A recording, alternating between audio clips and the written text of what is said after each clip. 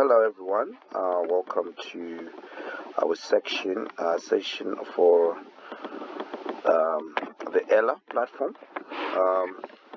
ELA is an extra lessons academic platform, ELA, which is a platform that we created to assist teachers with extra lessons outside the classroom, and it's online based. So I'm going to just take you through a tutorial of how to open ELA and then how to reach to your dashboard. So the first thing you might want to do is to open a browser. I normally prefer to use Google Chrome, which is what I've opened right here. And then you'll see here at the top where there's something flickering there. If you click there, this is called an address bar. And then if you type in ela.co.zw, press enter, then the ELA platform will pop up. Right, so this is the first image that you'll see when you type in ela.co.zw, and it will bring you to the platform landing page. And the landing page, if you scroll down, you'll see the Extra Lessons Academy here, and then if you go down, you should be able to see some courses. Right now we only have the demo course, which is what we've enrolled all the teachers into, and then the test courses, which we are yet to assign to others. And then if you see your name there, all these courses are the ones that you're going to practice on. So this is the landing page, or we call it the site. So what we want to do now is to log in. So at the top right here, you'll see the login button, and then we're going to click on that button, and then it will take you to the login screen. And again, this platform, as we say, this is a platform that is created for teachers and students to extend learning after the classroom. And this is the login page. So there's a username that will be given to you and a password. So in this case, I'm just going to choose the administrator, and it will autofill for me. And then I'm going to log in. Perfect. So this is what we're going to see now, which is the dashboard panel. Every time when you log in, it's going to show you this dashboard panel. So on the dashboard panel, on the left, you should see the navigation panel. I'm the administrator, so you'll be seeing this part that says site administration, but for you guys, you'll not be able to see that part because you'll be teachers. And then the site home, if you just click the site home, it will take me back to the landing page, which is where we started. And then if I click on the calendar, it should open the calendar. This is where you should see all your events. And then on the right here, it will show you the key events and the icons and their meaning. In the current moment, we've got nothing really special configured for this calendar. And then also it will show you another 3 months extension of the calendar there, starting from the previous month, current month, and the next following month. And then we also have this section here called the private file section. This is consider this your cloud storage.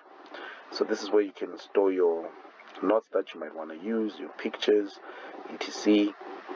You can drag and drop them into here, or you can create a folder, or you can just add the file. The moment you click here, it will take you to this section where you need to choose a file. This is what we call the file picker. So if you click on choose a file, it will prop up another screen, and then you can locate the file that you want, and you can use that file to store it here. Let me just pick a random picture there, and then I'm going to upload that picture. So what it will mean is that this picture will always be available for me online. So I'm going to just keep it, just save it, then voila.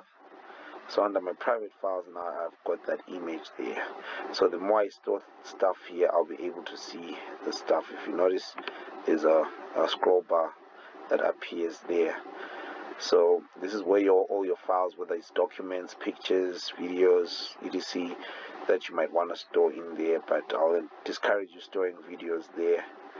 I'll show you how to use the videos. Right, and then you also see a content bank. This is again where we can, all the content that we can create will be stored here for easy access, so we can just upload it. And then my courses will show you your courses that you are enrolled in, or the courses that you actually teach. So in this situation, I've got this demo course, which is D01, and then I'll click on it in a second. But I think for this tutorial, I don't want to really dwell much on the courses yet. So let's just click back and go back to the dashboard. Alright, when we go back to the dashboard, this is what you will see. You'll see that nice little picture there, which we'll be having.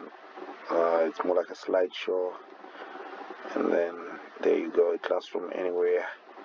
Online learning is the new normal, and collaboration is key. So this is the ELA dashboard. This is how it looks like. It gives you a quick access menu right there, so you can click the dashboard again, bring you back to the dashboard, or you can just click calendar there. It will just give you all the shortcuts, the badges, and all the courses that you're enrolled in. If you just click there, in my case it will just pop up one course, the demo course, which is where I'm the teacher, and I've enrolled everyone into this course. So you should be able to see all these tutorials that I'm creating right there. And then I can create a course. That's a shortcut for me to create a course, and that's my demo course with a picture there. I'll show you how to do that in another tutorial. And then also it will show me which other courses I've seen, which is the course overview right there at the bottom. So these are the recently accessed courses. And then on the timeline on your right, it will also show you any upcoming activities that you're going to use, or assignments, or tests, or quizzes, or whatever, anything that you have put up with a reminder. It will pop up on the timeline. And then there you go. There's my file that I uploaded. I'm sure you can see my file. And then you can also manage those files, and then I can also see which users are online. And then the badges, if there are any badges that I've given out to my students, they'll appear there. And then there's my calendar, again, the upcoming events. So if you notice, it keeps reminding us of all the upcoming activities, so your students will never miss an activity, and you as a teacher will never miss an activity. So in a nutshell, this is what we've done, and welcome to the course.